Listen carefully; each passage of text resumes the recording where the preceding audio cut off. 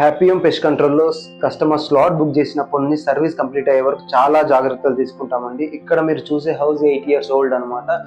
మనం కన్స్ట్రక్షన్ టైంలో చేసే చిన్న చిన్న మిస్టేక్సే ఇప్పుడు చాలా కాంప్లికేటెడ్ ఫర్దర్ ఫ్యూచర్లో మనకు మన హౌస్ యొక్క డ్యామేజ్కి కారణం అవుతాయి.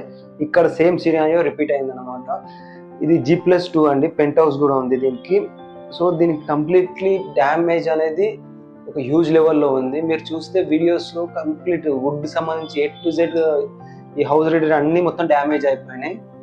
సో ఎగ్జిస్టింగ్ వుడ్ మొత్తం రిమూవ్ చేసి డ్రిల్ ఫిల్ సీల్ ట్రీట్మెంట్తో ఫర్దర్గా ఫ్యూచర్లో టర్మైట్ రాకుండా మనం వాల్స్కి ప్రొటెక్షన్ ఇచ్చామండి.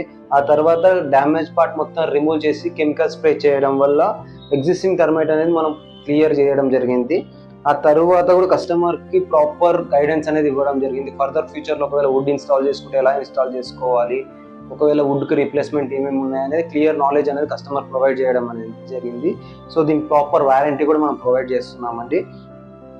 ఇక్కడ కంప్లీట్లీ నా రిక్వెస్ట్ ఒకటే అండి, మీరు కానీ ఒకవేళ హౌస్ కన్స్ట్రక్షన్ చేస్తున్నా లేకుంటే ఆల్రెడీ ఎగ్జిస్టింగ్ హౌస్లో టర్మైట్ రిలేటెడ్ ఎలాంటి సిమ్టమ్స్ కనిపించినా, లైక్ మడ్ కానివ్వండి, లేకుంటే వుడ్ హాలో సౌండ్స్ రావడం కానివ్వండి, లేకుంటే ఒక ప్రాపర్ యావరేజ్ లెవెల్లో వుడ్ మీద హోల్స్ ఉండడం కానివ్వండి, ఇలాంటివి ఏమున్నా కూడా వెంటనే రియాక్ట్ అవ్వండి. దానికి ప్రాపర్ ట్రీట్మెంట్ అనేది తీసుకోండి.